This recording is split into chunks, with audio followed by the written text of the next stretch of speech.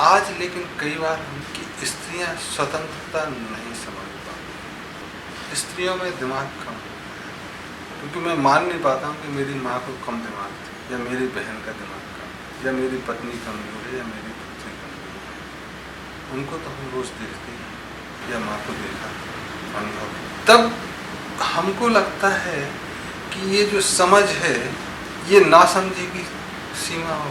क्षेत्र क्या है समझ का, वह अलग है। बाप मार के समझा देता, माँ प्यार से कोई चीज़ समझा। अगर जिसको मार पसंद है तो कहता बाप ज़्यादा समझदार है। जिसको प्यार की भाषा समझ में आती है उसके लिए बापू को डंडा थोड़ा ज़्यादा लगता है, माँ की समझ अच्छी। एक रामचरितमानस में भी चौपाई है जो बड़ी अजीब लगी। अमित वृष्टि जाए फूट क्यारी, यह स्वतंत्र भय बिगड़े नारी। जैसे अगर बहुत तेज बारिश हो तो खेतों में क्यारियां टूट जाती हैं और पानी बेतरतीबी से इधर, वैसे ही स्वतंत्र होने पर नारी। तो आज पूरे विश्व में कहते हैं कि स्त्री को पहले बाप के अंडर में, फिर पति के अंडर में, फिर पुत्र के अंडर में रहना चाहिए। एक पूरी संस्कृति उनको बहुत सम्मान देती है और उसको एक सेक्स का ऑब्जेक्ट, सौंदर्य का ऑब्जेक्ट और सामान बेचने का तरीका।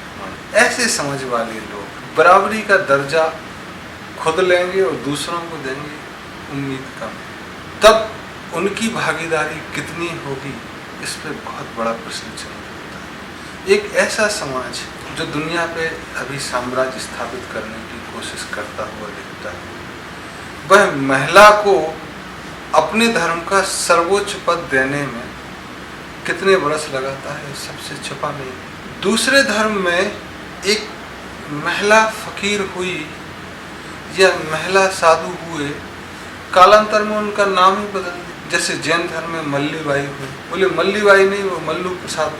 बहुत दिनों से मुस्लिम धर्म में महिला फकीरों का, साधुओं का नाम ही नहीं सुना, जो एक जमाने में था, चाहे राबिया हो। और हिंदुओं में भी मीरा के बाद बहुत बड़ा भक्ति सब के स्थान पे और दूसरी चीज़ों में नाम सुना, लेकिन उतना ही विशालता से लिया गया हो ऐसा कम है। तब ऐसे में कोई व्यवस्था आए और उनका उतना ही सम्मान हो, थोड़ा दिक्कत भरा है। और ऐसे में कुछ लोग आते हैं कि उनको रिजर्वेशन, तब उनको या तो सहानुभूतिपूर्ण देखा जाता है कि वो कमतर हैं, और रिजर्वेशन देना ये पक्का स्टैंप लगाता कि हमने तुमको कम माना और तुमने भी ये स्वीकार किया कि तुम कम, नहीं तो रिजर्वेशन लेने की जरूरत क्या है। जैसे सब वैसे हम। भारत में जो मंदिरों में पूजा अर्चना करती थी या जो मंदिर में रह गई, देश की गुलामी के बाद उनको वैश्याओं के समान मान लिया गया कि देवदासियां वैश्याएं हैं। लेकिन वही सिस्टम अंग्रेजों ने माना अपने यहाँ, फादर और नन।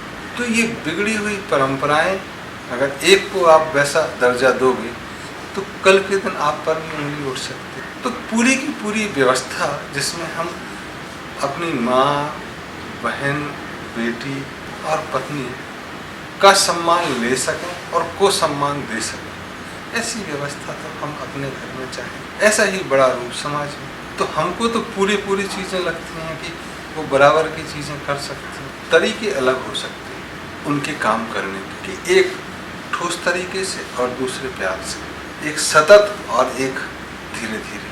तो तुम देखोगे कि जो महिलाएं सेवा शुश्रूषा में लगी रहती हैं, जैसे हॉस्पिटल में सिस्टर्स हैं, अधिकांश मरीज तो उनकी सेवा से ठीक होते हैं, डॉक्टर की दवाई ठीक है। जो व्यवस्थाएं चर्च की चल रही हैं वो सिस्टर के द्वारा ज़्यादा चल रही है। फादर्स की उसमें भूमिका है, लेकिन मेन रोल सिस्टर्स का है जो रोज़ रोज़ काम करती है। मुस्लिम समाज में इसकी कमी दिखती, जिसमें उनके सहयोग की बढ़ोतरी की जरूरत महसूस मुझे तो होती है।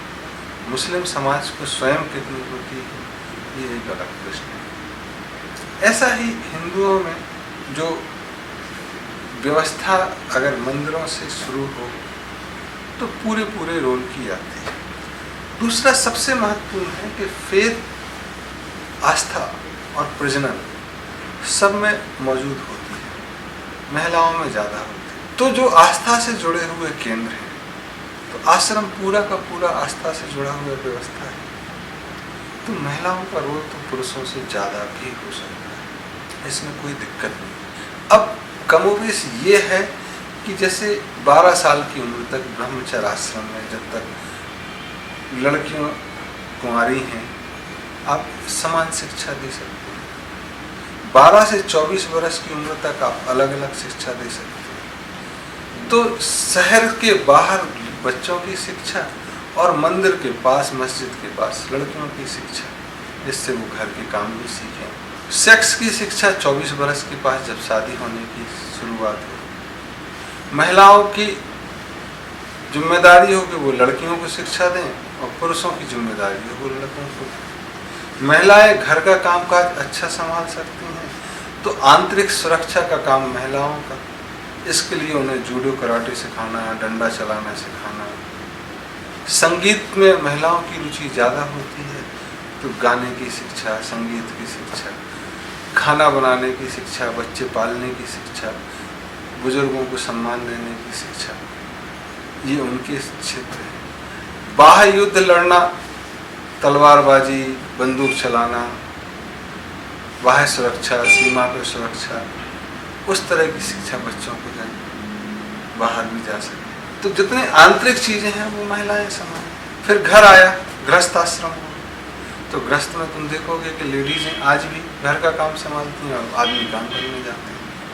और जहाँ लेडीज़ भी काम करने जा रही हैं, जिनको बताया जा रहा है कि नहीं नहीं आप फाइनेंशियली फ्री हो, वहाँ महिलाओं की हालत ख़राब हो गई। आदमी से तनख्वाह कम है तो वो कहते हैं अरे तुम तो कम कमाती हो, और ज़्यादा कमाती हैं तो उनको समाज चढ़ाता, अरे तेरे पति की नौकरी क्या है, तेरे चुकों पे पड़ना है। तो परिवार का सामंजस्य बिगड़ गया। तो वो परिवार ज़्यादा अच्छे हैं जहाँ पे पुरुष कमा रहे हैं और महिलाएं घर संभाल रही हैं, बजाय उनके जहाँ महिलाएं भी कमाने जा रही हैं और परिवार के खर्चे में हिस्सा बढ़ा रही हैं। उनका काम दुगना। बच्चे आया के भरोसे, और सास ससुर तो पता ही नहीं माँ बाप करें क्या।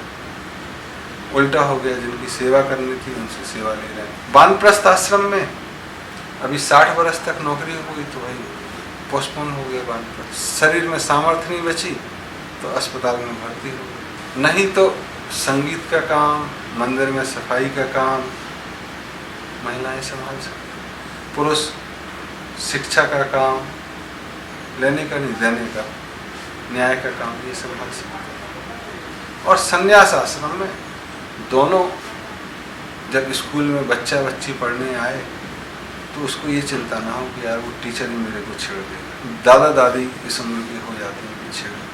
तो आश्रम व्यवस्था में महिलाओं का क्या सहयोग रहेगा, इसमें आशंका करने की जरूरत है। बल्कि मेरे माने तो पुरुषों से ज़्यादा ही रहेगा, क्योंकि आस्था उनमें ज़्यादा जुड़ी होती है, अंदर से होती है। आज भी तुम कभी कोई धर्म सम्मेलन देख लो, महिलाओं की संख्या ज़्यादा।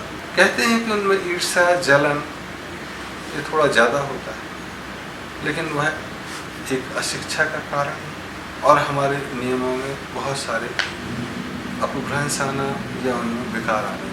तो ऐसा मुझे तुलसीदास की रामायण, या आज जो मुस्लिम समाज में या दूसरे समाज में कहते हैं कि महिलाएं स्वतंत्रता संभाल नहीं सकती, ये बेहुदा लगता है। मुख्य धर्म ग्रंथों में मुझे कहीं ऐसा नहीं लगा कि महिलाओं को पुरुषों से कम इज्जत दी गई या कम